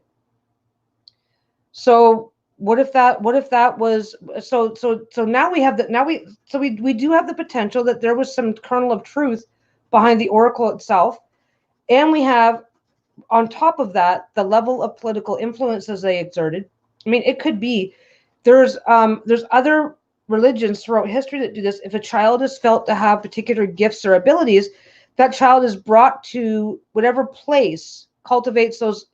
So if a child is felt to be an exceptionally good dancer and very, very flexible, they would be taken to a temple that where dancing is a major activity in worshiping the gods. If they were if they had a really beautiful voice, they would be taken to a temple. So because some gods were worshipped in different ways by different people, right? And we're talking like globally. So it's like, so if children who talked regularly of things happening, oh, I dreamed about that yesterday, and look, it's happening right now. Oh, we're going to take you to Delphi and see if we can get you to the monastery there. What if these were things that people believed in to the point where they were willing to cultivate, train, and educate these children and young adults in the hopes of increasing these behaviors? Why can't they be real? I mean, I know too many people have had experiences to say that that's not possible. So if you have a spiritual, if you're engaging in spirituality, your leadership is based on spirituality, you can accomplish a lot of shit. So yeah, I think there's yes. Yeah, Apollo deserted the temple for 3 months every winter. So the Pythia only did readings over the over the summer. Oh, Mary Grace Faroon. A little bit of side talk about fortune telling and tarot. Oh, cool. Yeah. As it says, that is exactly what led me to tarot. My 10-year-old daughter exhibits certain abilities, and I want to nurture that. She isn't scared, but society will make her think it's a bad thing. Exactly. Well, see, that's exactly. Like, I mean, I had dreams that were coming true when I was 5 years old. If I lived in a society that nurtured and cultivated that, who knows what could have happened. So. Oh, Iridescent C said, I just read that the Pythia took a 3-month break during the winter. Yeah, I just read that out loud. Sorry, I missed it. You were so busy looking at the other one. Sorry. Yeah, Whale Song.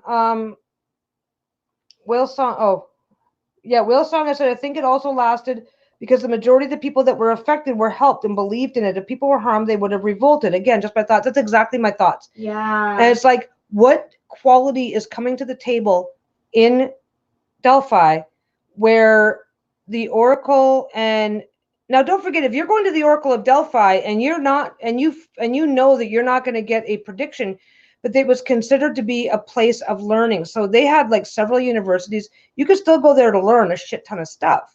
Lots of people wanted to be at Delphi for a whole lot of reasons, even if they weren't able to afford. Like, you know, you would have to give gifts. You would have to do whatever, make offerings. Even if getting an oracle was not possible, people still went to Delphi for a shit ton of reasons. So it's like, what am I missing? I think you're. But I don't know. I mean, I know that I've had my personal experiences. I know Lisa has had experiences, and I know that if we lived in a society that nurtured and cultivated that, then if we nurtured and if we had a belief in a spirituality that called Delphi the center of the world, then we would be okay. If our modern society believed that Delphi was the center of the world for one reason or another, and we don't even have to define it, we would be sending, as a spiritual center, we would be, if we felt that our children had spiritual gifts, we would be sending them there. We would be wanting them to be educated there.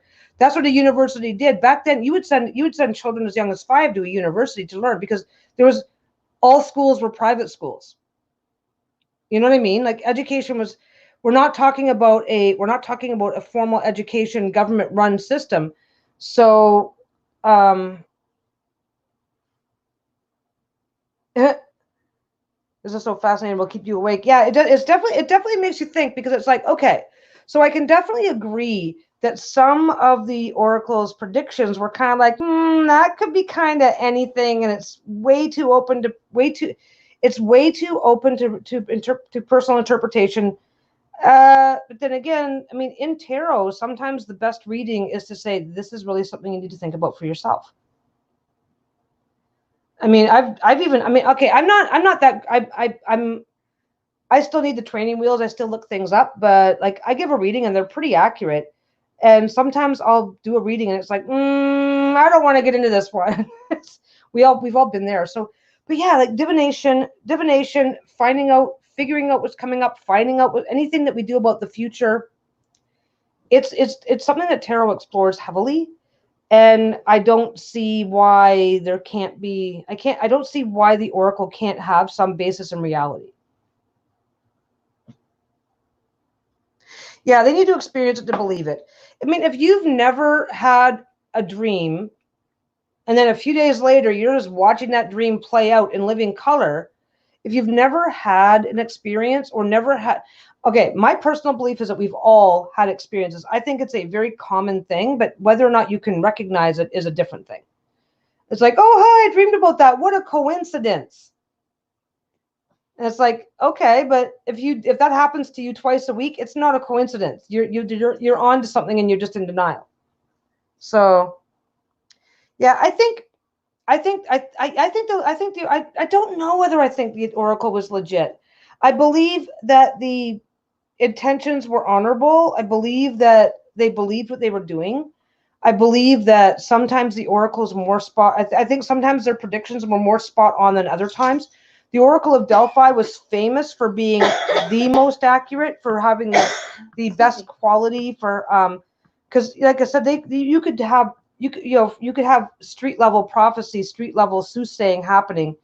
So it was the most famous, it was the most accurate, it was the most revered. There was a whole lot of there was a whole lot in the belief, in the social and religious belief structure at the time, and this lasted for over 1,000 years. That this was the people believed in it, period. So even when the prediction went against you, they would still believe in it, which is kind of very telling right there. It's kind of telling from societal point of view that even if it says, well, if you do this, you're going to die, people will go, I ain't doing the thing because I don't want to die. Like, I mean, they believed it. They wouldn't just go, screw you, I'm going to do it anyway, because historically, and they have, and that's been documented, is that like, historically, they've proven that to ignore the prophecy is to just invite disaster. Because, like I said, most people that were going there were in regards to whether or not to go to war with somebody, major political decisions, whether or not they wanted to change, maybe they wanted to enact laws that they felt might be unpopular, this sort of thing. And if the oracle said no, then it was no, because the oracle did give definitive, clear predictions from time to time. So.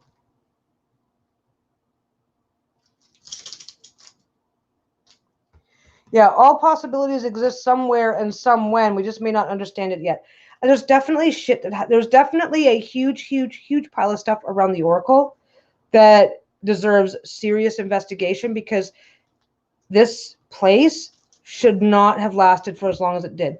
As a religious, strictly as an oracle from a religious point of view, I get it, but to maintain its reputation and its hold on power, that's unheard of, especially in that era when it was city-states all trying to consolidate their power.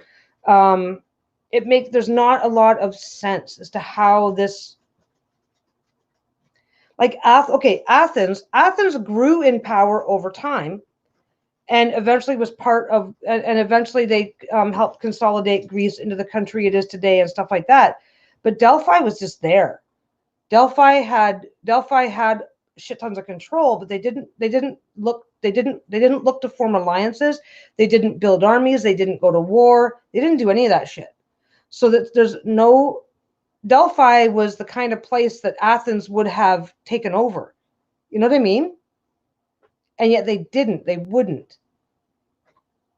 Like the Delphi, the Oracle of Delphi identified Socrates as the smartest man alive. I mean, and so he spent the rest of his life learning to try and prove it, not to prove it, but to try and live up to that.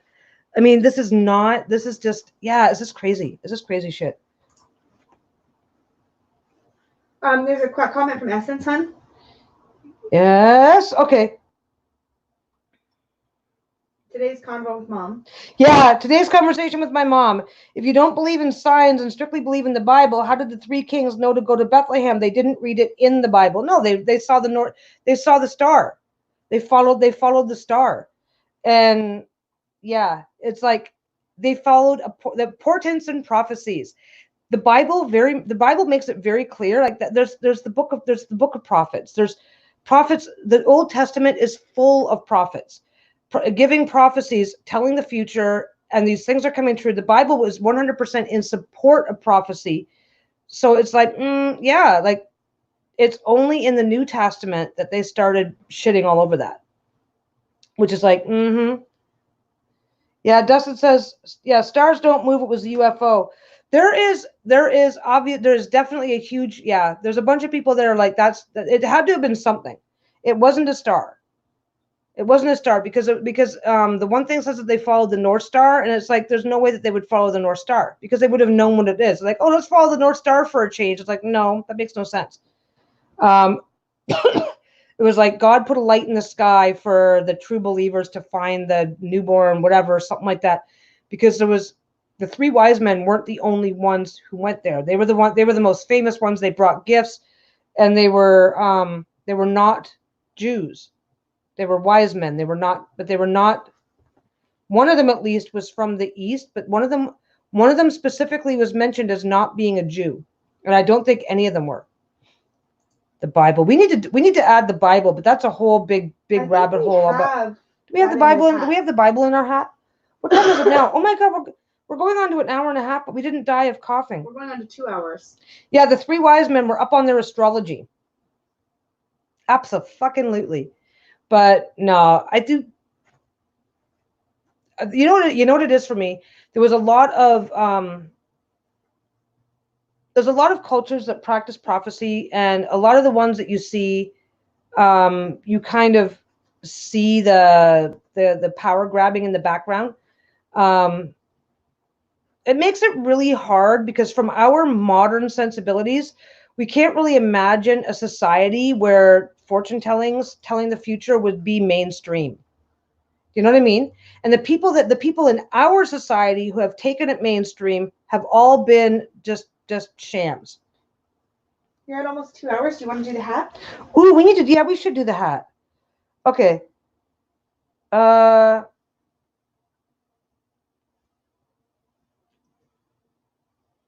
Yeah. So yeah, but yeah, we've all had, that'd be a fun thing. Yeah, like like prophecy, like have something happen where you've known, have you had something happen where you knew that's going to happen? Like we always it's like in a week from now, and you have a dream, in a week from now something happens and you go, I dreamed that. But you don't really make the connection until the thing happens. Have you ever had a thing happen? Something's going on, and it's like, oh, it just occurred to me that this is going to happen. Or, oh, I had a weird dream, and I just know in the next few days that's going to happen. Has anybody? Dustin has a very important question for you. Did you watch my morning metaphysics on divination, fate, and destiny? I was sleeping. My God, the minute I slept in because I've just been exhausted. That wasn't this morning. This morning? No, it wasn't this morning. Oh no, I got it. No, you got me up. I got it this morning, but honey, this video was a while back. Have you seen it? Which one? When was it? You're such an old lady. I'm an absolute old lady. When was it, Dustin? Link it in the chat so she'll click it. I'll click it and put it on her browser. Yeah. Click. We'll link it. Link your video. I don't know. Yeah, I thought you meant this morning. My God, you guys, I was falling asleep by the time your 3 Fat Readers was almost over, and then oh my God. Erica just said apparently some new computer program cross-referenced all Sasquatch sightings in the world, and the biggest hotspot is just north of Vancouver. I think you should take this show on the road. The biggest hotspot is at Harrison Lake.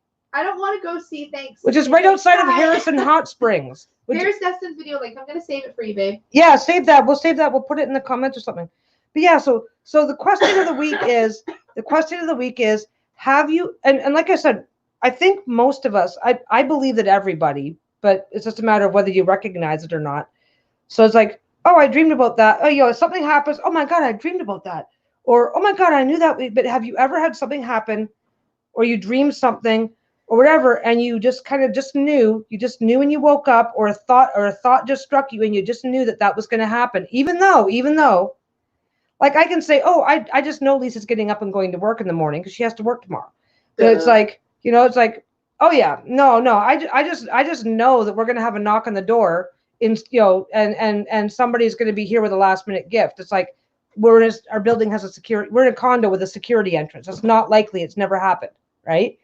So have you ever just known something was going to happen that was pretty much unlikely and it happened? I would love to hear those kind of stories before, because prophesizing, seeing the future is, I think it's possible. I think it's something that people can do.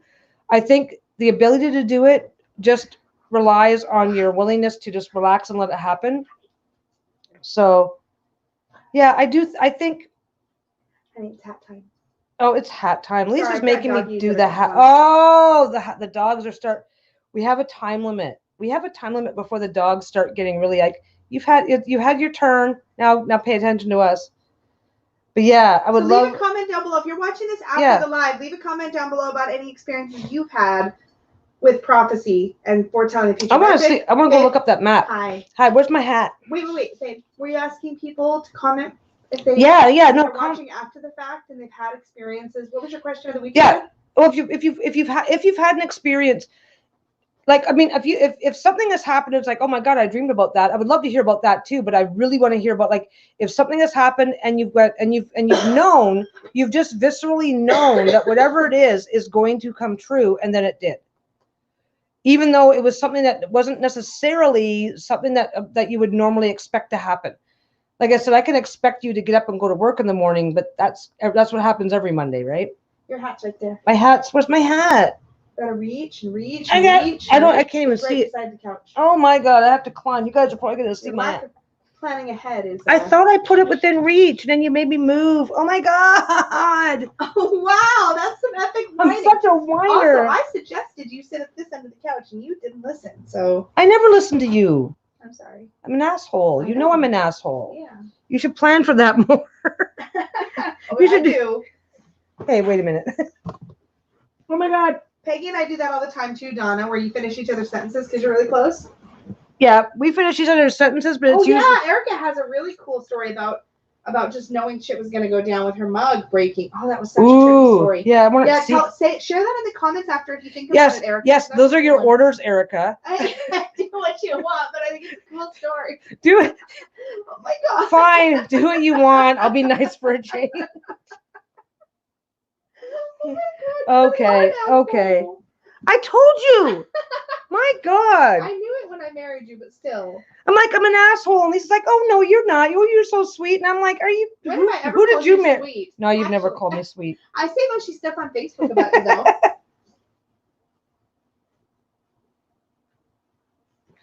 though. Barb says, the night before Princess Diana died, I dreamt I was talking to her in a graveyard. We were talking about how the press was being difficult. Then we went to McDonald's for cookies. Oh, of course there were cookies in Barb's prophecy.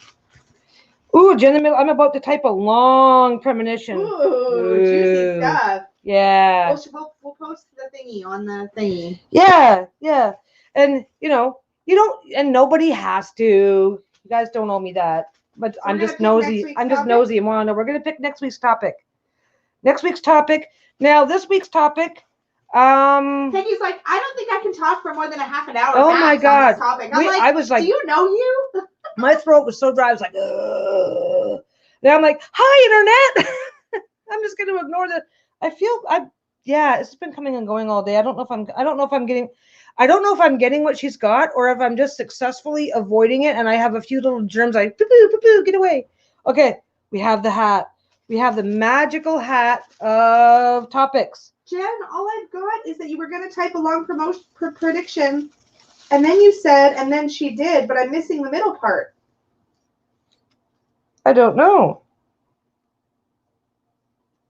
Premonition. Premonition. Okay, I got one. What's next week's topic? It, Jen. Okay, what's next week's topic? What's next week's topic? Oh, guys, you're gonna love this one. Flat Earth. Oh my God! No, really? Flat Earth is next week's Who topic. suggested that? I'm gonna make sure. I don't know. They get a time Oh my God, I think that is Okay, here's Jen's prediction. Jen's prediction. When I was a freshman in college when Princess Diana died, this was really way before I was spiritual. Anyway, I was talking with some friends and I said, wouldn't it be effed up if Mother Teresa died now? And then she did. And then she did. Wow. Trippy. And then here's Molly's. Molly, my friend's mom went into hiding a week before 9/11 and told us. You have to read the comment before that. Oh, Sunday night before. The Sunday night before 9/11, I dreamed that my parents' one-story house was miles high and on fire, and I had to keep going on to rescue people. A friend's mom went into hiding the week before 9/11 and told us something was going to go down. Trippy. Yeah, I heard there's a bunch of stories like that. Did you know that on the night, on the day that 9/11 happened, they realized after the fact, of course, because after it's all over, they have to do a head count and make sure find out who was in the building and who wasn't. And they realized after the fact that a record number of people had called in sick that day. Isn't that trippy? Yeah. It's like, so basically, and they've documented this just before fatal train. We need to do this, fatal premonitions, because it's been. My uncle had a heart attack, and he was just they were just getting ready to release him. We walked in to visit him, and they were going to be releasing him like later on that afternoon. I walked in, and I thought he was dead. He died 24 hours later. It was like crazy. I just saw this. He was just covered in a gray shadow. It's like the creepiest thing. That was probably one of my creepiest ones. But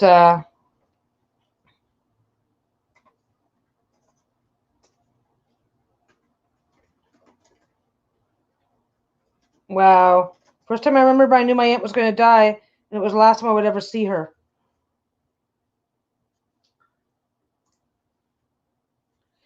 Yeah.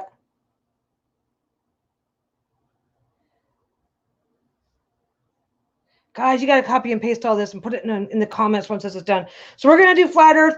Okay, fun fact. There are some... One of the reasons why the flat Earth... We'll talk about this in more detail. One of the reasons why flat Earth has taken off as a theory is two reasons. One, because it's fun. Another one is because there are... If you bend physics just the right way, you can create... It's like creative accounting, right? But you can create math. You can create arguments in physics and math that can possibly support the idea, which is fucked up. But it's like, yeah.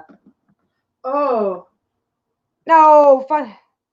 Many years ago, for no reason, I was watching TV with my aunt. I saw an explosion and a fire. Told her she will be with me. Well, 2 days later, the house across the street blew up. Yeah. I had this one really weird thing. I was... my ex, he was getting ready to go to work, and for some reason I just could not cope with the idea of him leaving from work unless he stayed for 10 more minutes. I said, I don't know why, but if you leave within the next 10 minutes, something bad's going to happen to you, and you need to stay here and stay with me for the next 10 minutes. He's like, what? And I said, I don't know why. You just need to do it. And he's like, yeah, fine, whatever. He was good natured about it, but he stayed. On the highway that he took to and from work, there was like not a gas station. You know the gas stations for semis? It blew up. If he'd have been going through at that time, he would have been possibly within range. I don't remember. There was some injuries, but yeah, he came up just shortly after it happened.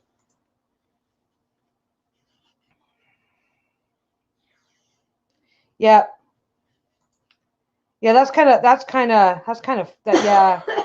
I think everybody has premonitions. I think we live in a society that ridicules those who do, and I think that, I mean, you can, if you don't have a very strong ability for that, if you don't have a really strong resonance with that, it might not happen very often, and you might be able to put it down to coincidence. But I do think there's people that have this stuff happen constantly.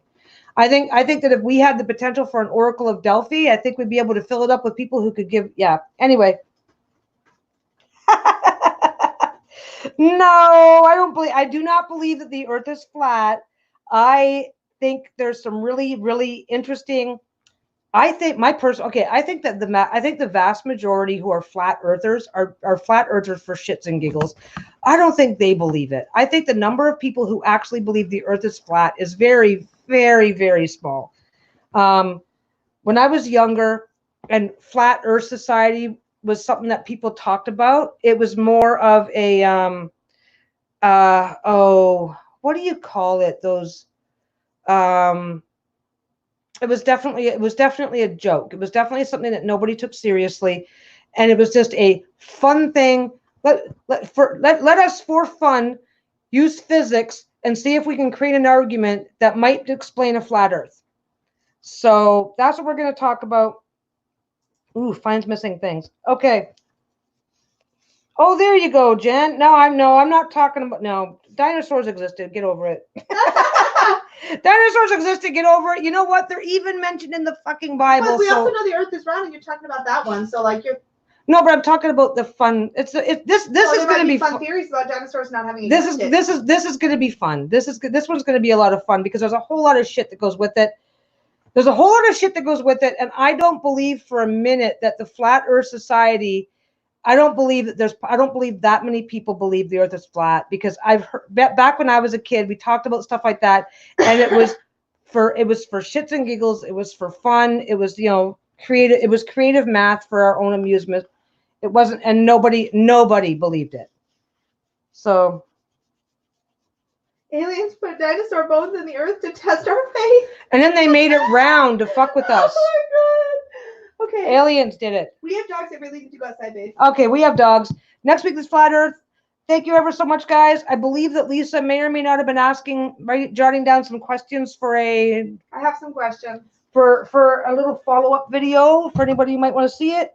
And we will see you next week. Oh, wait, is it next week or the week after? I think we're on next week. I have to look at it. Pretty sure we're on for next week. Christmas being what it is. If something comes up and we can't do it next week, we will make an announcement of some kind and let you guys know. Anyway, this has been fun. Babbling on about Oracle for 2 hours. He's telling you to go sew. I'm gonna go sew. Oh my God! Look at this. Look at the. Oh, you can't. You guys can't see it. Oh my God! You guys, no, put it down. Can you guys even see anything? Can you guys even? Oh my God! No, I have got so much shit back there to sew. It's crazy. Please don't ever do that again. You're gonna make me see the mess. See the mess back there? That's all stuff that I've got laid out, and I need to finish sewing up. Say goodbye. There's more stuff. Okay, I gotta say. Say goodbye. I gotta say goodbye, guys. Goodbye. You guys have a great night. Have a great Christmas. If we don't see you until then. Holiday, and we will talk to you all very, very soon. We'll talk to you all very, very soon. Be prepared to share your list of the gifts that you got, because I'm nosy that way. And we'll see you next Saturday. Bye. Sunday. Oh my God, next Sunday at 5:30. Bye. Bye.